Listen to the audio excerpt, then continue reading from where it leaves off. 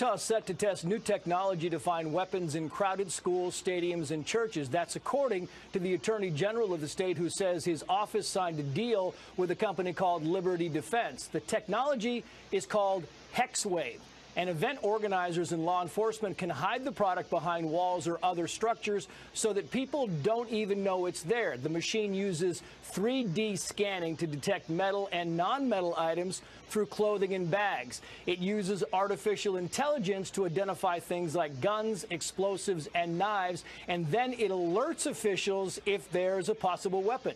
The Attorney General says the technology is less invasive than facial recognition and even driver's license scanning because it doesn't identify people, it just objects. Just objects is what identifies. But critics say it could be an invasion of privacy and that officials haven't released enough information about it yet. Let's bring in Jeffrey Kramer. He's a former federal prosecutor and assistant U.S. attorney. Jeffrey, you've kind of looked at both sides of this. Do you think this is an invasion of privacy?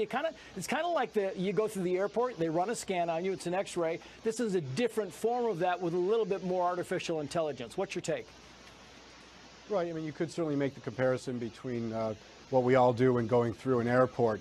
This is slightly different, but it's not a lot different than what law enforcement has already done in heat waves and looking for medical or marijuana plants that have been growing in the heat that's necessary. That's been done in the past. So this is a step up from that with artificial intelligence.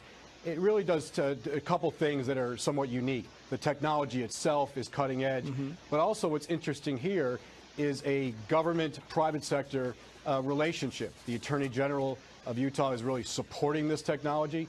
There's agreement in place between the Attorney General and this company. So the Attorney General is really pushing forth with this thing.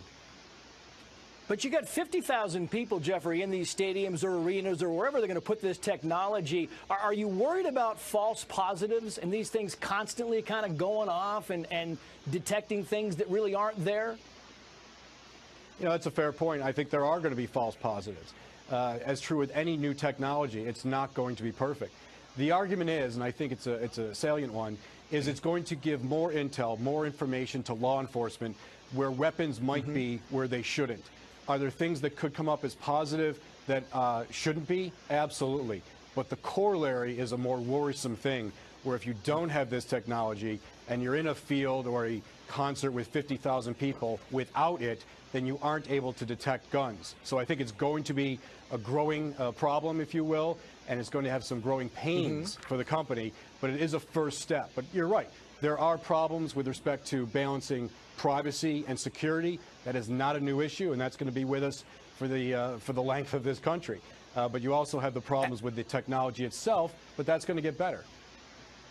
I want to read you what the ACLU released, a statement from them, and see if you agree with this. It says, and I'm quoting here, "We are concerned about the lack of detail and public input behind the Utah Attorney General's decision to sign an agreement that promotes testing of an experimental see-through 3D body scanner by Utah law enforcement in our state. People attending sporting events, festivals, and school campuses in Utah did not sign up to be guinea pigs